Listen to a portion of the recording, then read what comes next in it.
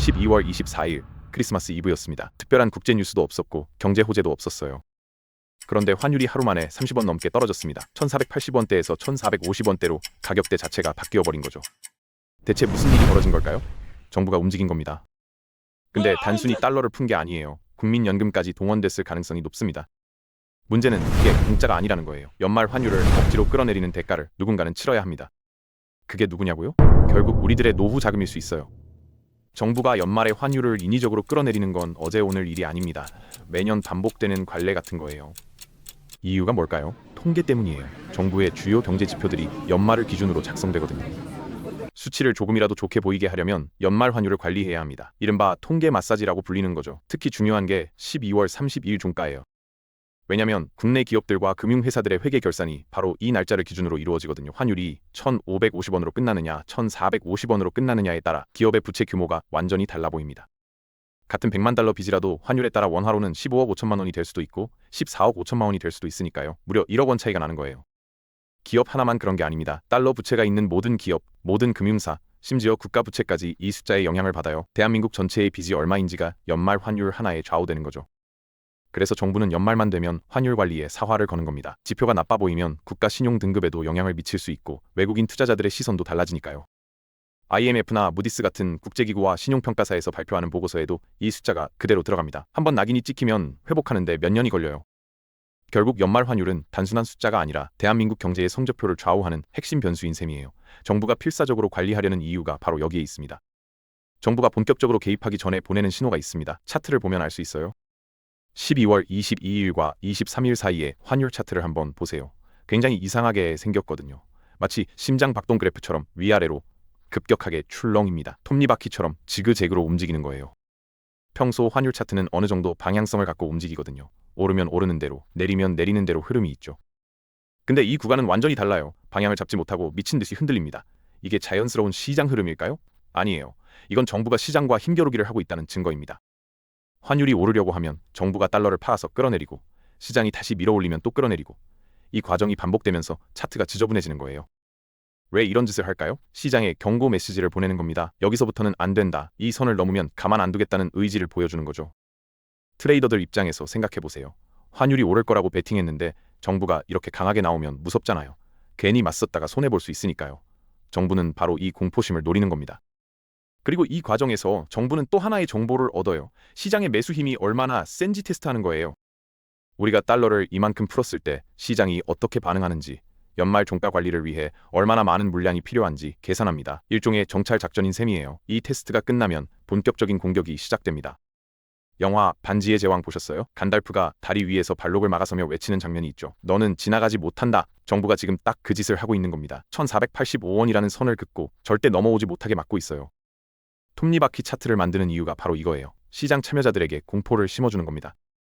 환율 상승에 베팅하면 큰 코 다친다. 우리는 무한정 달러를 쏟아부을 준비가 되어 있다는 메시지를 보내는 거죠. 감히 덤벼볼 테면 덤벼봐라. 이런 느낌이에요.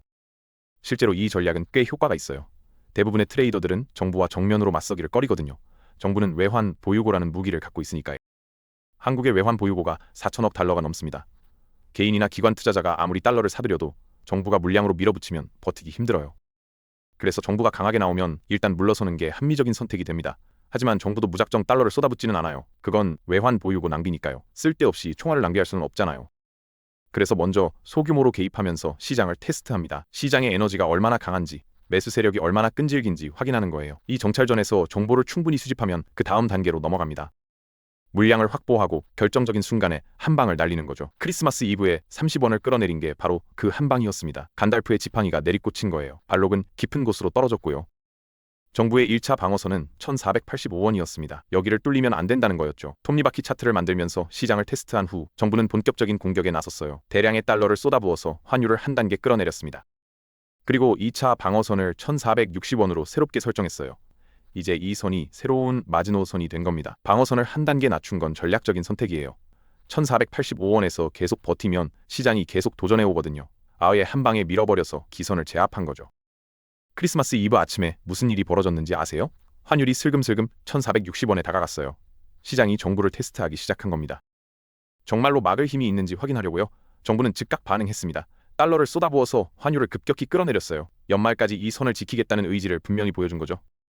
시장 참여자들 입장에서는 고민이 됩니다. 정부가 진짜인지 허수아비인지 알아야 하거든요.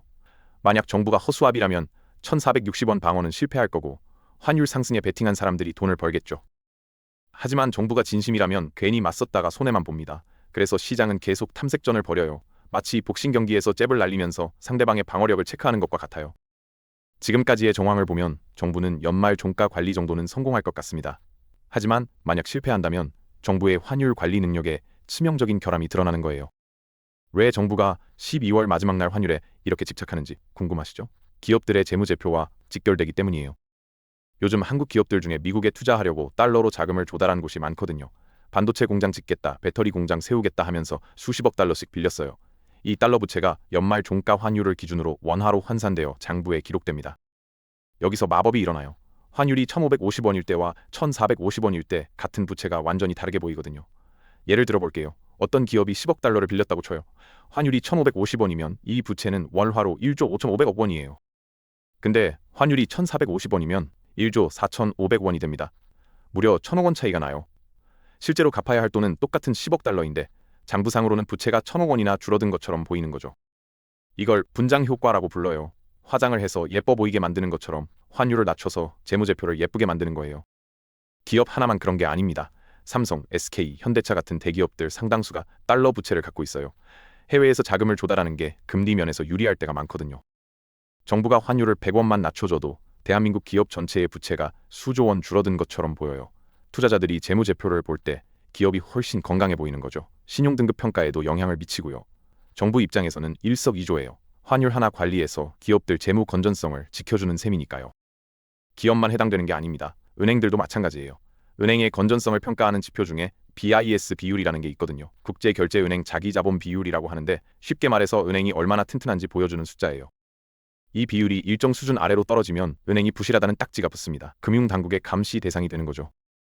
문제는 은행들이 달러 표시 자산을 엄청나게 많이 갖고 있다는 거예요. 해외 투자도 하고 외화 대출도 해주고 달러 채권도 사고 글로벌 금융 시대니까 어쩔 수 없어요. 환율이 급등하면 이 자산들의 위험 가중치가 커집니다. 위험 가중치가 커지면 BIS 비율이 뚝 떨어져요. 실제로 은행이 부실해진 건 아닌데 숫자상으로는 갑자기 위험해 보이는 거죠. 금융당국 입장에서는 아찔한 상황이에요. 은행이 부실해 보이면 예금자들이 불안해하잖아요. 뱅크런까지는 아니더라도 신뢰가 흔들릴 수 있거든요. 외국인 투자자들도 한국 금융 시스템을 의심하기 시작하고요. 그래서 정부가 환율을 관리해주면 은행들도 숨통이 트이는 겁니다. 국가 부채도 똑같은 논리예요. 대한민국이 해외에서 빌린 돈, 즉 대외 부채를 원화로 환산할 때 연말 환율이 적용됩니다. 환율이 높으면 국가 부채가 커 보이고 환율이 낮으면 작아 보여요. GDP 대비 채무 비율이라는 게 있는데 이 숫자가 국가 신용 등급에 직접적인 영향을 미칩니다. 무디스나 S&P 같은 신용평가사들이 이 지표를 유심히 보거든요. 결국 연말 환율 하나에 기업, 은행, 국가 전체의 성적표가 달려있는 셈이에요. 정부가 필사적으로 매달리는 이유가 바로 여기에 있습니다. 정부가 연말에 개입 여력을 다 써버리면 1월에 환율이 폭등하는 거 아니냐고 걱정하시는 분들이 많아요. 합리적인 우려입니다. 근데 1월 초에는 환율이 안정될 수 있는 구조적인 요인들이 있어요. 일단 시장 참여자들 심리를 생각해보세요. 정부가 크리스마스 이브에 30원을 끌어내리는 위력을 보여줬잖아요. 그걸 본 트레이더들이 1월 초부터 바로 환율 상승에 베팅할까요? 쉽지 않아요. 정부가 또 개입하면 손해볼 게 뻔하니까요. 일단 눈치를 보게 됩니다. 한두 달은 조심하면서 정부의 다음 행보를 지켜보는 거죠.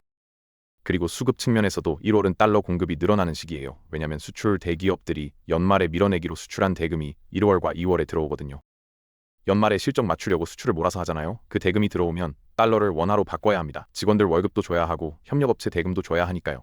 이 환전 수요가 달러 공급을 늘려서 환율을 끌어내리는 역할을 해요. 여기에 하나 더 있어요. 한국 기업들의 해외 지사들이 본사로 돈을 송금하는 시기이기도 하거든요. 작년 실적을 정산해서 본사로 보내야 하니까요. 배당금도 보내고 이인 잉여금도 보내고요.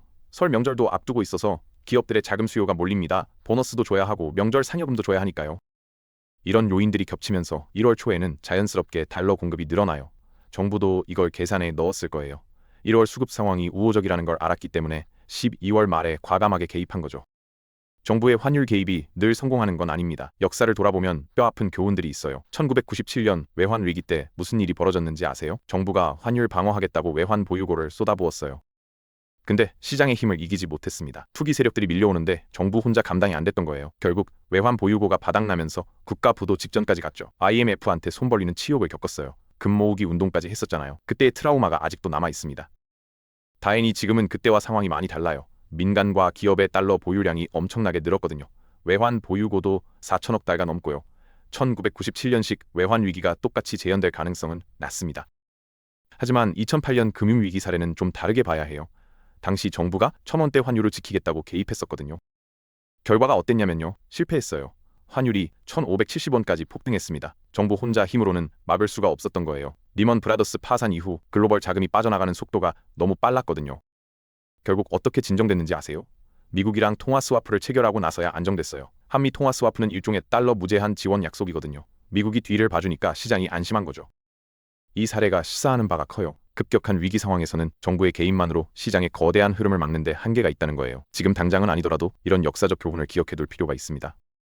지금 환율 문제의 본질을 이해해야 합니다. 과거와 다른 점이 있어요. 1997년이나 2008년 때는 급성 질환이었어요. 갑자기 위기가 터지고 환율이 폭등하고 급하게 대응해야 했죠. 근데 지금은 달라요. 만성 질환에 가깝습니다. 천천히 악화되고 있는 거예요. 급하지는 않지만 낫지도 않는 상태가 계속되는 거죠. 만성 질환의 특징이 뭔지 아세요? 약을 먹으면 일시적으로 증상이 완화돼요. 근데 약효가 떨어지면 다시 아파집니다. 환율도 마찬가지예요. 정부가 개입하면 일시적으로 떨어져요. 근데 얼마 안 가서 다시 튀어오릅니다. 이게 반복되면서 내성이 생겨요. 처음에는 조금만 개입해도 효과가 있었는데 이제는 더 많은 달러를 쏟아부어야 겨우 효과가 나타나요. 약발이 점점 안 듣는 거죠. 근본 원인을 안 고치니까 그래요. 환율 불안의 핵심 원인이 뭘까요? 금리 역전입니다. 한국은행이 미국보다 낮은 금리를 무려 42개월째 유지하고 있어요. 역대 최장 기간입니다. 한 번도 경험해보지 못한 상황이에요. 금리가 낮으면 돈이 빠져나갑니다. 당연한 거 아니에요? 한국에 넣어봤자 이자가 적게 붙는데 미국에 넣으면 더 많이 붙잖아요. 돈은 금리 높은 쪽으로 흐르는 거예요. 물이 높은 곳에서 낮은 곳으로 흐르는 것처럼 자연스러운 현상이에요. 재정 건전성도 문제입니다. 정부가 빚을 너무 많이 지고 있어요. 감세도 하고 지출도 늘리고 이러면 원화 가치가 떨어질 수밖에 없어요. 청년들이 해외 주식 산다고 욕하는 사람들이 있는데요. 그건 원인이 아니라 결과예요. 거시 경제가 불안하니까 합리적으로 반응하는 거죠. 이번 환율 방어에 숨겨진 비밀이 하나 있어요. 정부만 나선 게 아니라는 겁니다. 국민연금도 동원됐을 가능성이 높아요. 어떻게요? 환해지를 통해서입니다. 환해지가 뭐냐면요. 쉽게 말해서 외환 선물을 파는 거예요. 국민연금이 달러 선물을 팔면 시장에 달러 공급이 늘어나는 효과가 생깁니다. 환율이 떨어지는 거죠. 정부가 직접 외환 보유고를 쓰지 않고도 환율을 관리할 수 있는 방법이에요. 근데 이게 공짜가 아니에요. 환해지의 구조를 보면요. 달러를 빌리고 원화를 담보로 맡기는 거예요. 여기서 문제가 생깁니다. 지금 미국 금리가 한국보다 높잖아요. 달러를 빌리면 높은 이자를 내야 하고 원화 담보로는 낮은 이자를 받아요. 이 차이만큼 손해가 나는 거죠. 금리 차이가 작으면 별거 아닌데 지금은 42개월째 역전 상태거든요. 역대 최장이에요. 손실이 눈덩이처럼 불어나고 있어요. 국민연금이 사상 최대 수익을 올렸다고 뉴스에 나오잖아요. 근데 그건 평가 이익이에요. 보유한 주식이 올라서 장부상으로 이익이 난 것뿐이죠. 팔기 전까지는 실현된 수익이 아닙니다. 반면에 환해지 비용은 진짜 현금으로 나가는 돈이에요. 확정된 손실이에요. 되돌릴 수 없어요. 환해지 기간이 길어질수록 이 손해가 계속 쌓입니다. 그리고 그 돈이 어디서 나오는지 아세요? 국민연금 기금이에요. 우리가 매달 내는 연금 보험료로 쌓은 돈이죠. 미래에 받을 연금에서 빠져나가는 거예요. 결국 국민들의 노후 자금을 깎아서 환율 방어에 쓰고 있는 셈입니다. 이 사실을 아는 사람이 많지 않아요. 지금 정부가 하고 있는 건 두통약을 먹이는 거예요. 머리가 아프니까 진통제를 주는 거죠. 근데 두통의 원인을 치료하는 게 아닙니다. 몇 달간 억누를 수는 있어요. 하지만 금리 격차와 재정 적자라는 근본 원인이 그대로인 한 환율은 언제든 다시 튀어오릅니다. 개입을 반복할수록 외환 보유고는 줄고 국민연금 손실은 쌓여요. 진짜 위기가 왔을 때 쓸 카드가 없어지는 거죠. 근본적인 치료 없이 진통제만 먹이는 건 한계가 있습니다.